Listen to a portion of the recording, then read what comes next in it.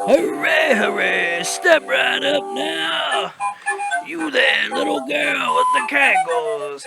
You look like you'd be a good candidate for the guest of the wait booth. Hooray, hooray, step right up.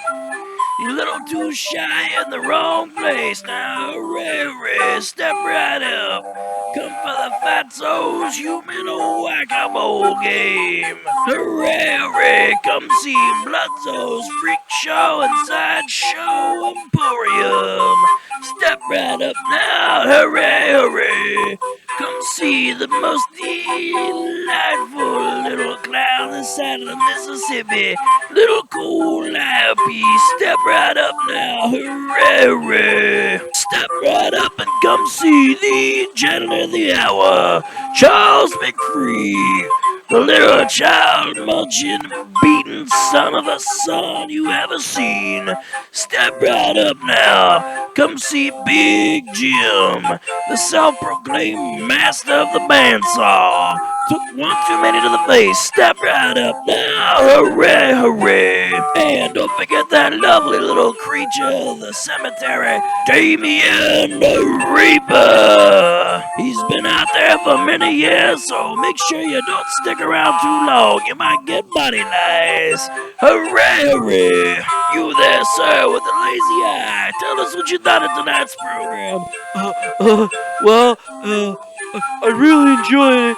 I think my favorite part was Charlie's psycho mop ride. I really liked it. I got all wet and stinky. I particularly like Charlie's log flume incinerator. Yeah. You saw one weird customer. Go on, get out of here, you bother me. Step right up now. Hooray, hooray. Come enjoy the sights that have not been seen and the sounds that should not be heard. Step right up now. If you don't hear a child scream in the first 5 minutes, your money back. That's guaranteed. Step right up now. Hooray, hooray. There are things inside that'll make your mind pop, simmer, and stammer. Sometimes things are best left unexplained. Step right up now. Hooray, hooray. The Dent Schoolhouse is only open for 1 month. Step right up now. One night only. Hooray, hooray.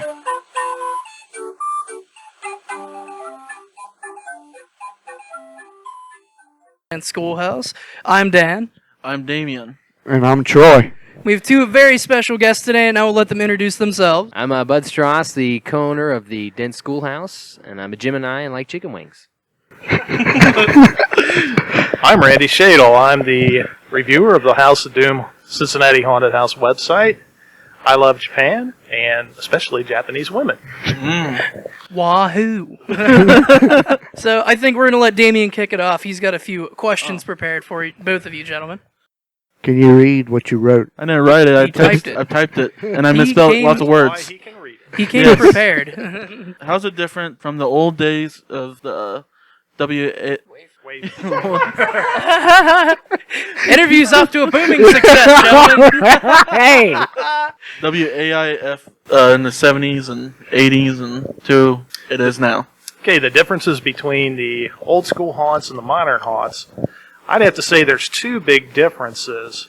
Most of it is due to the fact that until 1990, there weren't very many area haunts that were professional pay haunts. They were almost all charity haunts. So you had the bar was a lot lower back then. You'd have a lot more different locations, but you didn't have the types of scenery, the acting. You didn't have any of that stuff back then. The shows you see today are so much better than what you would have back in the 70s or 80s, but of course back then it was all unique and fresh, so it seemed really great. Exactly. And the second big difference is back then, if you didn't have it, you couldn't go buy it. You had to build it. With the trade shows, with the internet, with anything you want now, you can go out and buy. And you can have somebody tell you how to build it, how to use it, how to put it together, how to formulate a business plan. Back then, no one was able to do that. If you wanted it, you had to make it yourself. Unless, you could get some crummy Halloween masks and you could buy some clown makeup from the theatrical store. But Other than that, you were pretty much on your own. So do you think the characters that you had back then, do you think they were just kind of more interesting and homegrown versus like today's characters when you can literally go out and just buy a whole new face with prosthetics and what have you? Well, I think today's characters are much fresher because all you gentlemen have demonstrated in one form or another, they're original. Back then, it was almost all movie characters. You know, every house had Frankenstein, every house had Dracula, every house had Freddy and Jason. But there's only one house that has a Damien Reaper, or Uncle Charlie, or Fatso. And what's your character's name, by the way? Dr. Heldrake. Dr. Heldrake. I thought so, but I didn't want to mess up.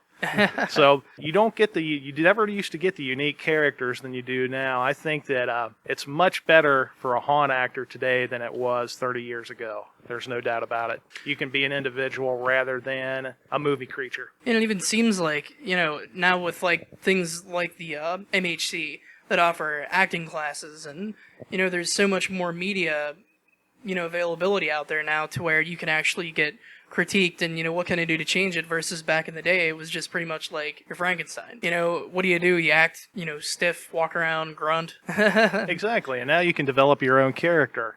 I remember seeing my first, this is back in the dark days when there were only VHS tapes and not DVDs, when they actually had the first Haunt Actors video.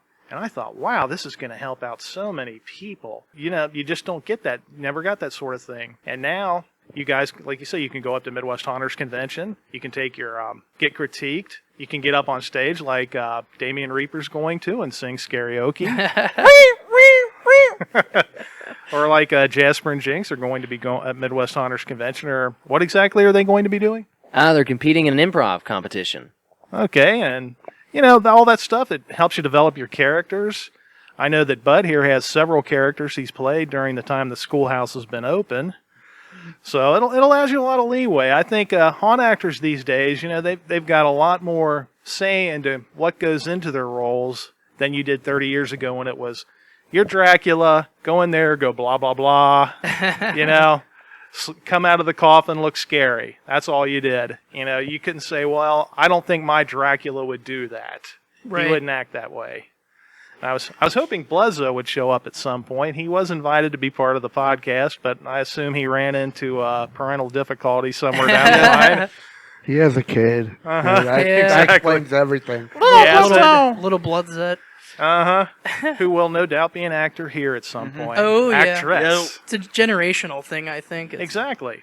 And we'll Dude. still be here in our old age. Yes, you will. We don't even need Charlie's mask anymore.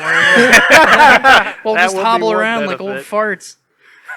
Yeah, Damien Reaper will be chasing you down the graveyard in a wheelchair Yeah. like the guy from Texas Chainsaw Massacre. We're just gonna going to have put my Dan in a coffin. Yeah. He's going to have a hover around. There you He's go. pretty close now. Oh, kind of like the mobile coffin they had at Dungeons of Delhi Yeah. last year. Oh, yeah, that's very true. Exactly. What got you into the haunting reviewing business? Well, I got into the haunt review business. I'd basically been doing it from the first haunt we had in the area back in 1970. I was just doing it for myself. Like a lot of little kids, I think I was 10, 11 years old at the time, and I was just doing it for fun. I'd write down what was in the rooms, what I thought of them. And the Enquirer I believe it was in the early 90s, started to do reviews in the newspaper. The first year they did it, they sent out people that were involved in the local theatrical scene, like Playhouse in the Park, the people who would apply makeup. I believe they had someone from Shent's Costuming. And they did a pretty decent job the first year, but then they started to take it less and less seriously.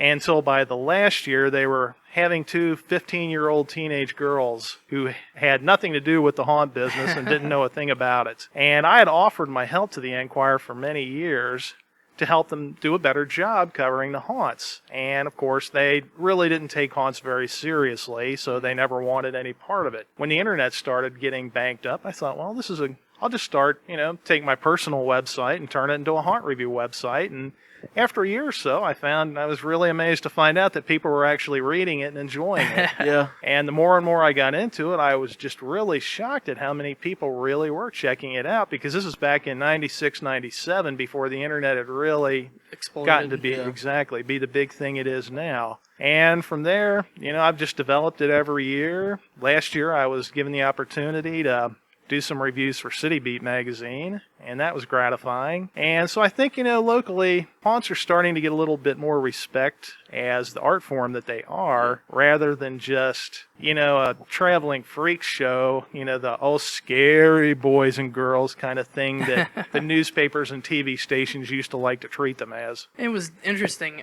It seems like even there's a regional difference.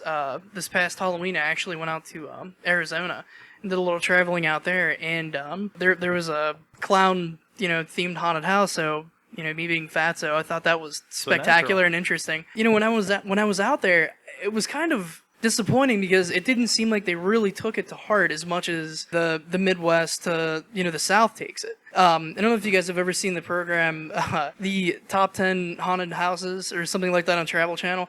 I mean, just the immense sets that these things have. Most of them hit like the eastern side of the United States, which I did find interesting. There was one cool scene at the very beginning that they probably spent over $10,000-11,000 on. I mean, it was the full pneumatic setup and timing, and it had the surround sound switchboards and air cannons and yada yada. I mean, it was really neat, but it had nothing to do with anything in the haunted house. And like nowadays with like the Dent Schoolhouse, there's even a yearly theme, and it has to be conducive to a schoolhouse. It's not just like, we got this really cool prop in Chicago, let's stick it in here and that'll be that. And that's one of the things that I think a lot of the haunts are starting to come around to, is to try and be their own contained beast instead of not making sense really. It's actually telling somewhat of a story traveling through the haunt.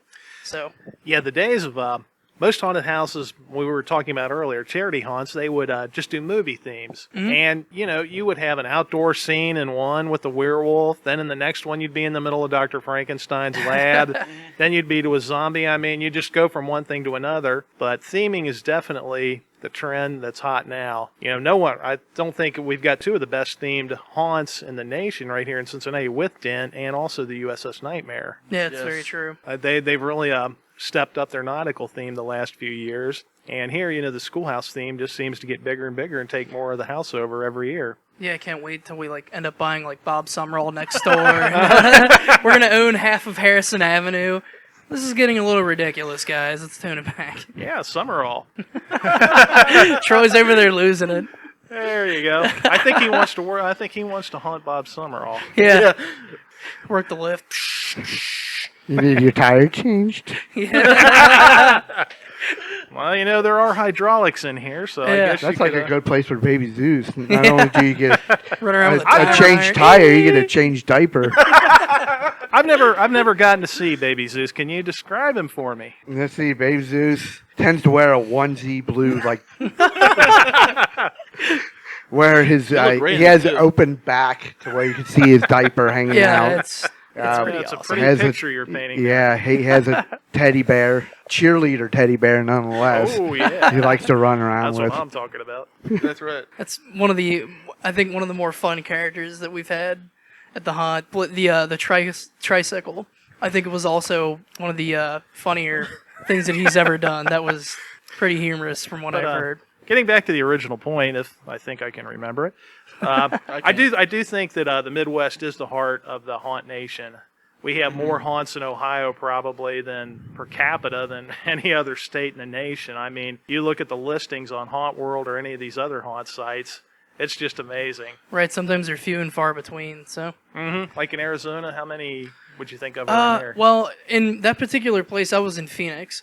There was the Nest. I don't know if you guys have ever heard about that. Mm-hmm. I mean, that was apparently pretty epic. As far as the scenery goes. Isn't that in caves? A series of caves? I thought so, but I had never really looked into it that much. But I think after that 1 year, they ended up shutting it down, and it ended up going back into God, I'm trying to remember what the hell it was. Anyway, not important, but apparently it was that good. Apparently it wasn't that good. Huh? Yeah, and I think actually the designer for the website, you guys actually use him as well, don't you? For the Dent Schoolhouse website. Yeah, who's Roogs Hollow. Yeah. In case you're wondering, Bud doesn't have his own microphone. Yeah, we're trying to do a little sharesies here, but I'm being a hog. I have the swine flu. Well, you own the stuff, so Yeah. it's your prerogative. Mine. But one of the more interesting ones out there was a huge maze. And usually I'm not too big of a fan of mazes. You know, I mean, like the corn mazes are, you know, awesome, that type of thing. But this thing had hay bales that were probably stacked, had to have been a story and a half tall. So, I mean, there was literally, I mean, obviously reinforced and what have you, but it was literally huge. I don't even know how big it was. It had to have at least been close to an acre. I mean, this thing looked like it would have taken 3 months just to set up. So it was basically a hay bale maze. Exactly, Okay. yeah. And what made it pretty cool was just the sheer size of it. I mean, it was just sprawling. And the 2.5 hour wait kind of also made me intrigued, but, you know, I didn't want to stand in line for 2.5 hours to kind of go, I'd like to know where they got hay in Arizona. Yeah, shipped it up Alice from the Cooper's Midwest. house. Once Must have again, been we it. win. There you go. So, what do you think it takes to be a non-biased haunt reviewer? I mean, what type of qualifications do you think you should have before going into it? Well, I think the first thing you have to realize is that there's more than one type of haunted house. You know, there's entertainment houses, there's houses for children, there's gore houses, there's in-your-face houses, and that just because you may like a personal type of haunt doesn't mean that everyone's going to feel the same way. I think the most important thing you have to do as a haunt reviewer is to realize what type of haunt you're going through and then judge it on how well it does its job, rather than just say, this is not a gore haunt, so therefore I didn't care for it. You can't go by just what you're thinking of. You have to take your audience into consideration as well, what they might be looking for. Because if it was up to me, I mean, I could go through the Dent Schoolhouse with the lights on, love every minute of it, pay full price, wouldn't think twice about it. But other people, you know, they might go for the actors. They might want a gore house. They might want actors who are in their face, acting, threatening. Whereas I prefer to be entertained. Basically, you know when you're going through a haunt, you're really not going to get hurt. No matter how big or threatening the characters might be, you know there's no real harm. Unless, you know, a psycho happens to sneak in there. You just never know. Or Uncle Charlie might be having a bad night. Don't catch me on a bad day. Yeah, exactly. Other than that, it's how entertained am I going through? Mm-hmm. I think, you know, that you just have to judge the houses on how well they're doing their job. If this house is set up to entertain you, does it do that? If it's set up to be a gore house, you know, does it carry through with the blood? Does it deliver the blood and guts? Does it give you the in-your-face actors? And you just have to realize that there's just not one type of haunt, and that's all there is. You have to give each one its due. That's very true. I think going back to the, you know, entertaining thing, I think that's one thing that we all personally try and do is, in all honesty, it's like if we can't really scare somebody, because, you know, sometimes people just don't get scared in a haunted house setting, in all honesty. And, you know, no matter how big, threatening, loud that you get or encroaching on their personal space, sometimes if you're trying to tail a group out and then they come in halfway through your scare, you have to be able to rebound, and obviously you lose the element of surprise. So the next best thing is the entertainment value. You know, and I think having your character develop to the point where you can do that as well as provide, you know, almost like a kind of a creepy, you know, make them really uneasy or on edge until they get into the next room, to where, you know, the intensity is built right back up. So there's really no drop in the excitement or what have you. But I think being able to rebound like that is very important. Well, I think two of the best examples of entertainment without necessarily anything scary about it was last year right here at the schoolhouse. Skittles, who I believe won your People's Choice Awards last year. Yep. I mean, walking through and seeing him upside down, suspended between two walls, there's really nothing scary about that. But, oh my God, it looks cool. Just seeing him cackling like an idiot and hanging upside down. The best part is he's not even here to defend himself, so yeah, I know. Let loose, guys. But hey, he's the people's choice. So that is true. I don't know how many nights I actually would climb up a wall near where I was at, just to see him and like point fingers and laughing at him. I can't climb up walls. I fall down. You're not Spider-Man. Plus, you're stuck out in the rain like a dog. Yeah. And then there's the line entertainment, which Jasper and Jinx, I believe. Right, yeah. Okay, they were excellent last year. I mean, there's really nothing that scary about them, but they're really entertaining, and people in the line really loved them. Well, right. Well, I mean, and that's the hardest thing about Q-line acting is I had to get in my mind that I'm going to be seeing these people how many times? I mean, they're waiting maybe half an hour at a time. So I have to be able to come back to the same group, keep them entertained. And my biggest worry as a queue line actor is for them to be sitting there talking about what they're going to be doing after the haunt, or who's playing, who's winning the game. I want them wondering, did you just hear that scream? What's going to happen? Is Charlie going to get us in the basement? I mean, and that's what we pride ourselves at Dent too. We want you to be engulfed in this movie, and you guys know this, and I'm sure you do too. We want you to relive the story of Charlie McFree and the Dent Schoolhouse. And well, of course, like you said, our married couple, the two clowns out there, it's unique, and just watching them get in a fight is, just very humorous. entertaining and very true to life too. So. Well, I think you also do that very well with the. You have the school bus out front. Mm-hmm. You can hear Dan doing his spiel in the graveyard. Right. You've got the movie. Charlie's movie playing out there, which is amazing. Great, which I love so much. I hit these guys up for a DVD of it so I can watch it at home, and I just love it. Well, and it's crazy too because we've actually had people to where they'll come back and either just sit there to watch the video, or they will leave the line after paying the ticket, granted, and they've already been scared just because they got so hyped up and on nerves as the video. I think one of the more fun nights, I think it was, this is a rarity that I think we were, ready to go at 7 o'clock, or actually a little before. God, who was in queue? I think it was Troy, myself, and I want to say yourself as Jasper and Megan as Jenks, or vice versa. Anyway, and what the most fun part about that was, you guys were working the front of the line. We came up through the back, and we literally reduced the line by half. Like, we compacted them so tight together that Troy was weaving in and out of people as Helldrake, and would just pop up randomly, and it was like playing hide and go seek. It was great. Well, that's called the tsunami effect. Yeah, in a queue line, it's literally you hit, and they'll just keep crowding to where that wave hits. And it was just great. I just remember it just getting people so riled up that they're arguing with a clown in line about, and sometimes an insane clown at that. You literally have to go. You have to step back and look at this. You're arguing with a guy in makeup. Like, who looks ridiculous here, me or you? Just the sheer raw emotion that can just be put out in the queue line is hilarious. And did you happen to have that big mallet with you while you were patrolling the line? I actually did on some nights. It was a little hard to keep from actually hitting people with it by accident. But one of the funner things that I would do is actually stick it up in the air like Jaws Finn and kind of weave in and out of people, and then I would pull it back down and then pop back up.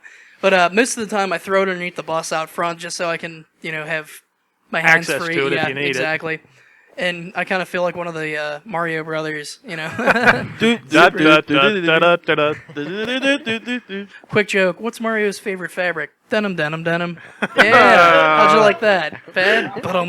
All right. That's bad, but I like it. Actually, I got a question for you, Bud. Yes. Since I talked about this before, also through the years, it's unbelievable how the makeup has changed. When you guys agree with how previous years the makeup dramatically have gotten better. Oh yeah. No two ways about it. Oh yeah. Prosthesis and. Well, yeah. Just the way you can. Like last year, I literally went to Dollar General and was buying prosthetics, and they were the same quality that they'd been selling for $20 back, and 20 years ago. But yeah, everything's accessible. Like we said, like you were hitting on the internet, you can buy anything. You can get full face, Scream Team prosthetics for a nice price. And airbrush, water base, acrylic. There's so many different things out there now too. It's awesome. It's interesting because back in, the 40s and 50s, even earlier, people used to sit in awe of these, monsters that these, Hollywood is producing. And it was this big mysterious thing. And it's just like now we have haunts that are almost like pre-production for movies, and it's getting to a point where the movies are actually having trouble keeping up. They're really, the brain trust of Hollywood is tapped. Most of them are going out and doing the haunt business instead of making movies because it's more lucrative. Well, it's interesting you say that because so many of the movie theme parks are doing haunted houses now based on their characters. Right. Like there was the Jason house last year, Universal Horror Nights. Every year, and they've got the Jason house. They've had a Freddy house. Rob Zombie's put on a house based on some of his characters from the movies. That was something different. And even like theme parks in Japan are doing the same thing. Really? Yeah, they're putting Wow. their horror, like characters from The Ring Oh, well, and that their makes series sense. of their series of films. They're putting them in their haunts as well. So I think you're right, and I think Steve, who was Steve from City Beat magazine, who was here earlier, but was unfortunately wasn't able to make it to the podcast. He was saying that haunts now should really be considered legitimate theater as much as something done at Playhouse in the Park or a musical at a high school, because the pre-production and the high quality of the effects and the sets and everything, and the sound equipment, the lighting, it's all at the level you would see in a regular theater production. In fact, in my opinion, it's higher. Yeah. Oh yeah. Because it has to be, it has to be adaptable to so many situations, whereas in the theater, you can just set it up for one scene that you use throughout the entire movie. Right. So, Well, and I mean, like, I'm looking at Josh right now, and I mean, the one thing with theater is you're pretty much looking at one space, and you don't get to interact with the scenes that, we create here. It's a 360. I mean, he does great. He helps really bring out the movie that is Dent. But wherever you look, you see Charlie's world. And that's, I think, even more. That's why I always challenge theater actors. So, like, you guys aren't acting. And I said, okay, my actors are taking on this full character and interacting. I said, I challenge you to do that with your crowd. I said, drop the lines and go out I was there. going to say, very good point. That is one thing that, legitimate theater actors, we're kind of seen as, second banana, you're doing your own thing, that's cute. Bud said we have to be the same character, but we literally have to become that person. We're seen in the round. That's also a joke about Fatso, just in the round. Anyway, but we're seen in a complete circle, as you guys just pointed out. It's not just, two-dimensional. You're not just standing on a stage emoting. You're walking around, you're being physical. You have to also not run into people and, cause any fights or anything like that. There's been quite a few times that, on the queue line dealing with quite a few inebriated people that, in all honesty, you scare them and their reaction is fisticuffs. Multiplied. Yeah, Exactly. Yeah, and it gets ridiculous. But at the same time, I agree with Bud though. Legitimate or theater actors don't seem to understand that, and I wish that they were required to at least put one year hard time in at a haunt, because they couldn't deal with it. it would give them a good perspective Haunting on 101. Yeah, it would give them a great perspective on it. That's like, some theater people come in here and they try it and you see them fail miserably. Definitely in the queue line. Because unlike when we're inside, if something goes bad, we have a place that we can go, like, to get away. If you're out in the queue line, there's nowhere you can go. Yeah, you're toast. in view of everything. Well, it's definitely queue line acting is an interactive acting, and then you have haunt like the inside acting, which is totally. I mean, you don't really you're not getting hassled as much. You're not having to solve as many problems. I mean, that's for sure. And you're in your own environment. You make sense inside the haunted house. When you're outside in the queue line, you're in a different environment completely. You're a fish out of water. And being able to cope with that, in just sheer improv, I think is the basis of most of the queue acting. Well, I know that also when you're queue line acting, you're also prince of the city if you do it right. Yeah. I remember at night at the old Nightmare Estates, Bloodzo would come out. I mean, Bloodzo would have people chanting for him to come out. He would come out on the roof of the building, spread his arm wide. I mean, you would have thought that the biggest movie star in the world had just walked out among them. And that's the reaction you can get if you do it right. Exactly. And I think, really, that's why in a lot of ways being a haunt actor is much tougher than being a stage actor, because they only have to remember their lines and deliver them time after time after time.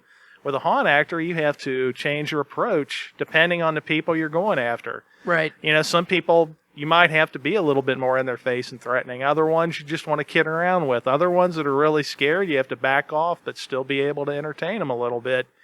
And you have to change, be constantly adapting and interacting with the people. And That's something that a lot of stage actors couldn't do. They couldn't think that fast on the spot. It's an acquired skill. And I think after being, hassled for hours and hours and hours in the haunted house, after doing it for so many years, you kind of get tempered and don't even really pay attention to it anymore. But Oh yeah. Just comes natural after a while.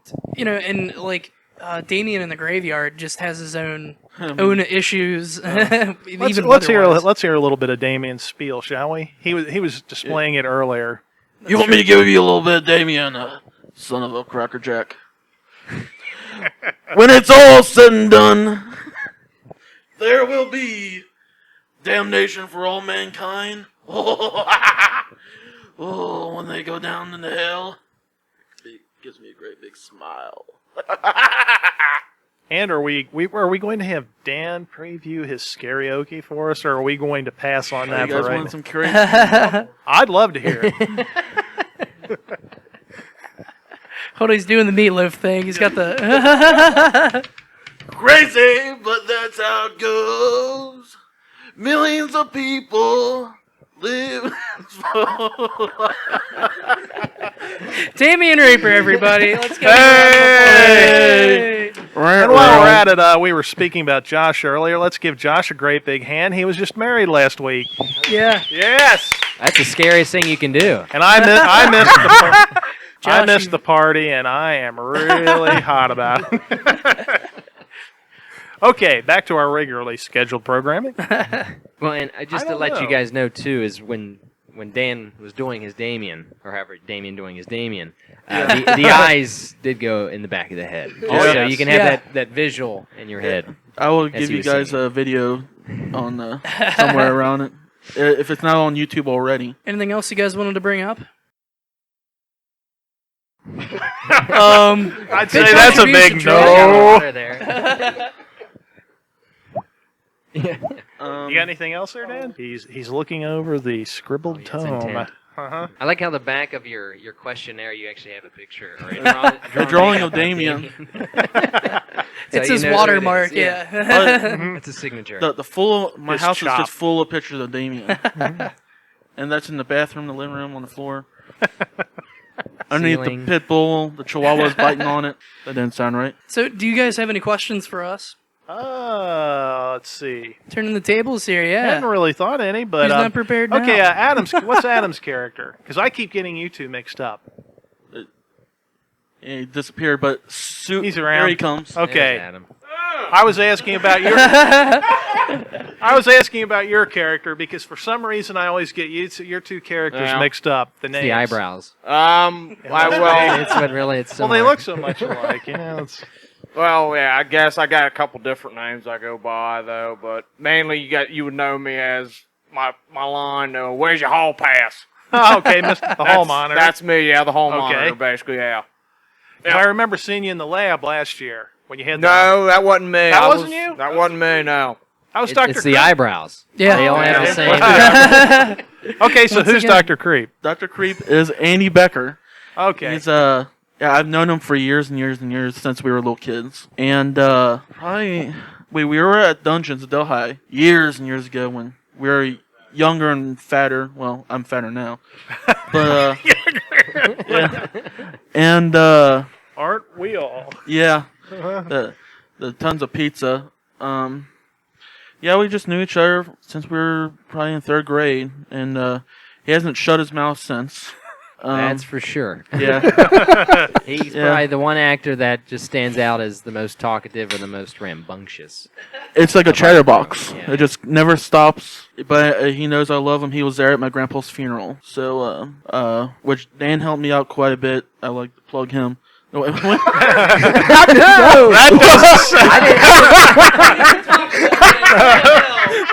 Startling revelation. Yeah, what kind of podcast is this? You gonna have video on that? I hope not. Yeah, what It'll kind be of on forecast YouTube. are you doing? So this is what's going on in Midwest now. I thought this was R-rated. You guys are Are you guys sharing a room?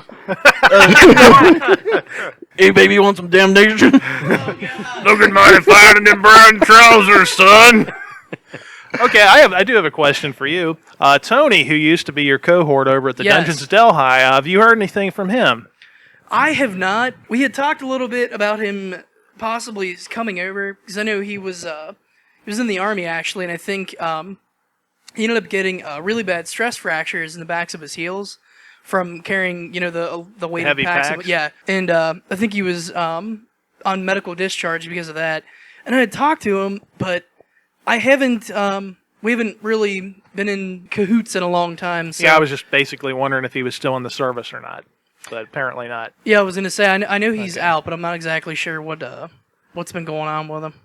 He played the Joker over Yeah, there, didn't correct, he? yep. That's what I thought. We had some good shtick together though. We had the number 10 thing. Hey, look, we're the number 10. He's tall and skinny, and I'm short and look like a 0. So.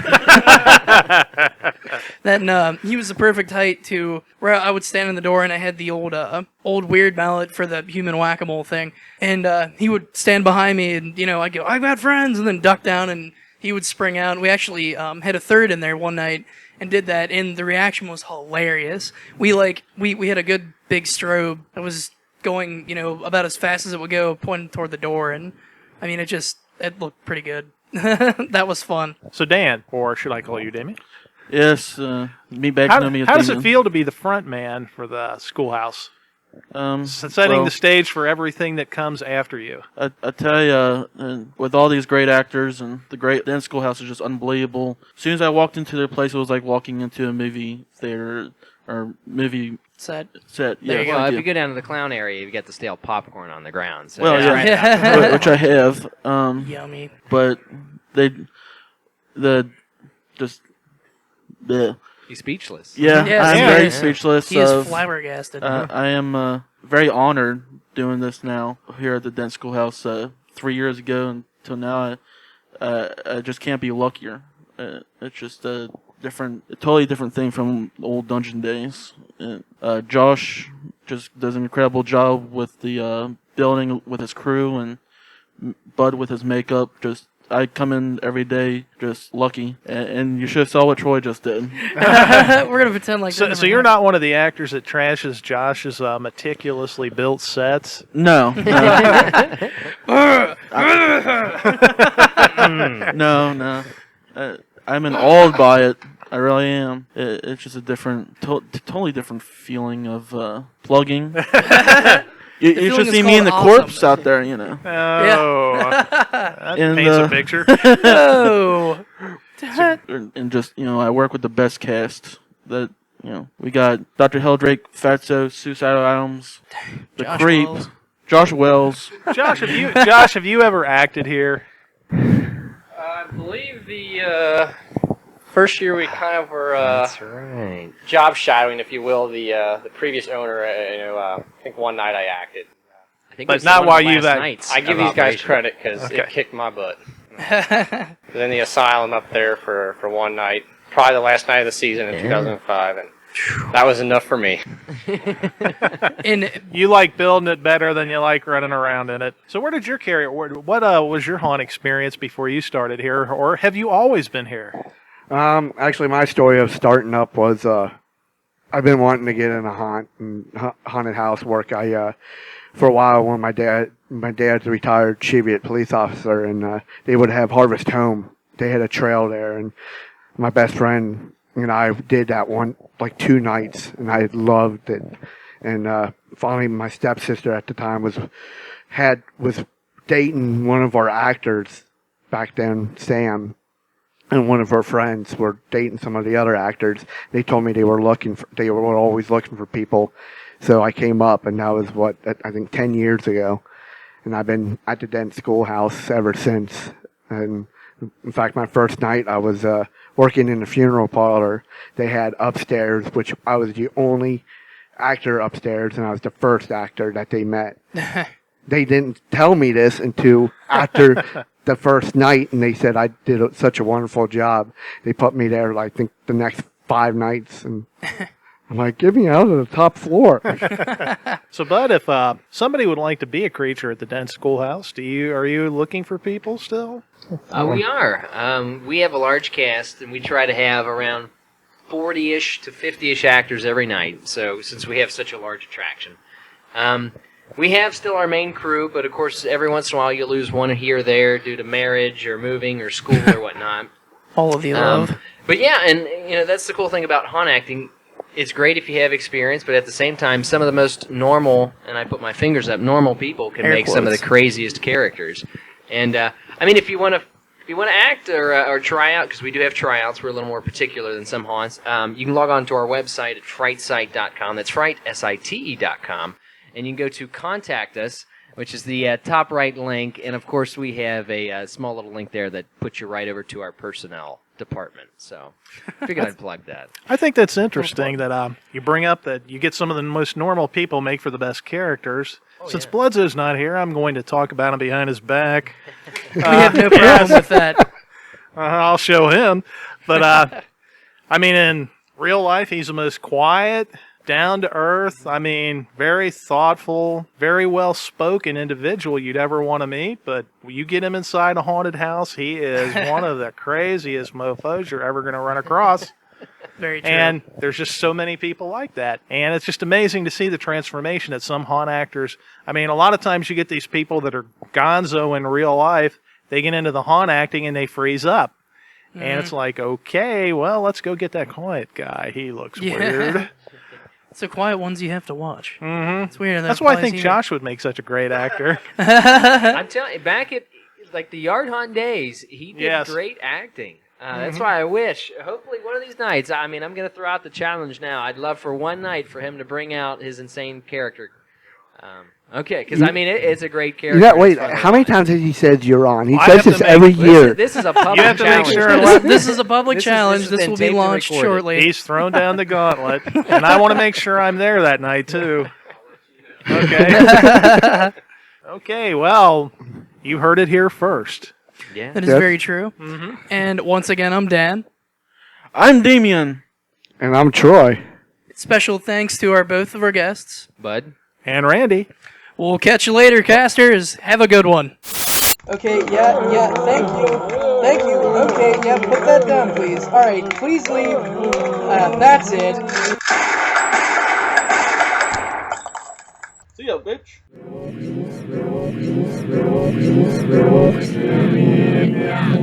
My name is Corpse.